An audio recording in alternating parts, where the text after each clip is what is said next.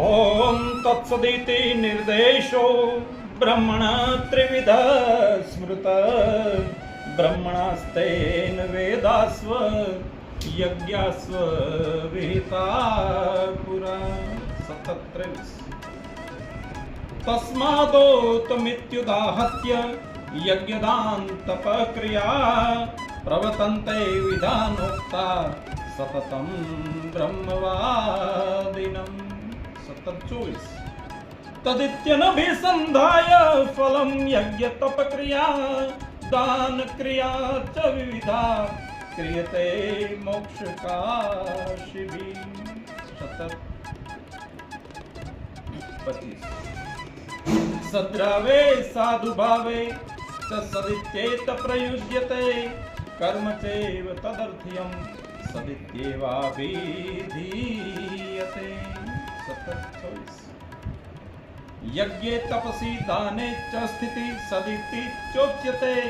कर्म चैव तदर्थ्यं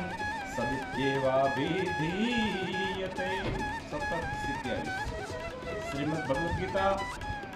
श्रद्धातय विभाग योग ओम तत्सत नो महिमा समझावता परमात्मा अर्जुन पासे स्पष्टता करे छे कि हे अर्जुन सौ प्रथम सृष्टिना आरंभे ब्राह्मणों यज्ञो અને વેદો રચાણા એ સચ્ચિદાનંદ ધન અર્થાત બ્રહ્મ અર્થાત મુજ અવિનાશી પરમેશ્વરમાંથી જ રચાણા છે અને તેથી સચ્ચિદાનંદ ધનમાંથી યજ્ઞ તપ અને દાનરૂપી ક્રિયાઓ થતી હોવાથી તેમના ઉચ્ચારણ સમયે આહુતિ સમયે ઓમનું ઉચ્ચારણ કરવામાં આવે છે તથા